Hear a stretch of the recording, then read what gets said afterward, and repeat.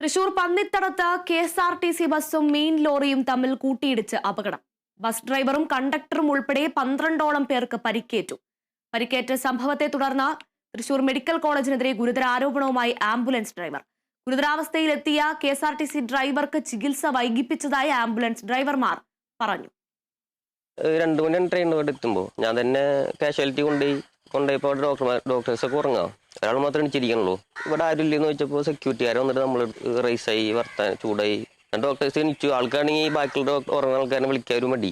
കുറേ പേപ്പേഴ്സ് അങ്ങോട്ട് ഇവിടെ നോക്കി ഒരു 3/4 മണിക്കൂർ അങ്ങനെ നിർത്തി. നമ്മളവിടെ എത്തുമ്പോഴത്തേനും ആളുടെ അവസ്ഥ വളരെ മോശമായിരുന്നു. മൂക്കിൽ നിന്നും ചെവിട്ടിൽ നിന്ന് ആകെ ബ്ലഡും ആകെ കുറേ വൊമിറ്റിയൊക്കെ ഉണ്ടായി. അപ്പൊ നമുക്കത് കണ്ടിട്ട് നമുക്ക് തീരെ പറ്റുന്നില്ല. കാരണം ഇവരൊന്നും നോക്കുന്നില്ല, ഒന്നും ചെയ്യണില്ല.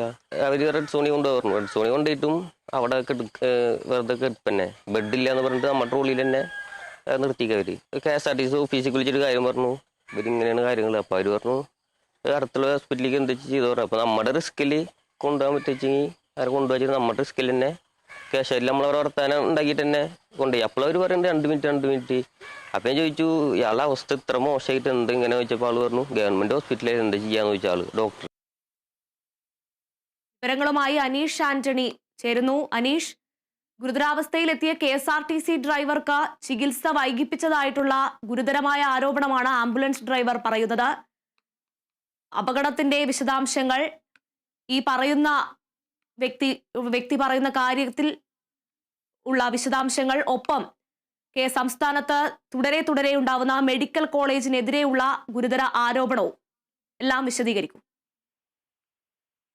അജുന, നമുക്കറിയാം ആരോഗ്യ കേരളം വെന്റിലേറ്ററിലാണെന്നാണ് കഴിഞ്ഞ ദിവസം പ്രതിപക്ഷ നേതാവ് പറഞ്ഞത്. ചികിത്സ വേണ്ടത് ആരോഗ്യ വകുപ്പിനാണെന്നുള്ള ഒരു പ്രസ്താവന വലിയ സ്കൂളുകളൊക്കെ സൃഷ്ടിച്ച പ്രസ്താവനയാണ്. ഇതിന് പിന്നാലെയാണ് തിരുവനന്തപുരം മെഡിക്കൽ കോളേജിൽ തന്നെ ഡോക്ടർ ശസ്ത്രക്രിയാ ഉപകരണങ്ങൾ, ആവശ്യമായ ഉപകരണങ്ങൾ ഇല്ല എന്ന് പറഞ്ഞ് രംഗത്തെത്തിയത്. ഇതും വലിയ വിവാദമായിരുന്നു. അതൊക്കെ ഒടുവിലാണ് ഇപ്പോൾ തൃശൂർ മെഡിക്കൽ കോളേജിന്റെ ഇത്തരത്തിൽ രോഗിയെ എത്തിച്ച ആംബുലൻസ് ഡ്രൈവർ തന്നെ രംഗത്ത് വന്നിരിക്കുന്നത്. ഇന്ന് പുലർച്ചെ കുന്നംകുളത്ത് വെച്ച് KSRTC ബസ്സും ലോറിയും കൂട്ടിയിടിച്ചുണ്ടായ ഒരു 10-12 പേർക്ക് വലിയ രീതിയിലുള്ള പരിക്കേറ്റിരുന്നു. 2 പേർക്ക് സാരമായി പരിക്കേറ്റിരുന്നു. അതിൽ ഒരാളെ കുന്നംകുളത്ത് ആദ്യം ആശുപത്രിയിൽ പ്രവേശിപ്പിച്ച ആളെ വിദഗ്ധ ചികിത്സയ്ക്കായാണ് പുലർച്ചെ 2:30 ഈ പറഞ്ഞ ഡ്രൈവർ സാദിഖ് തൃശൂർ മെഡിക്കൽ കോളേജിലേക്ക് എത്തിക്കുന്നത്.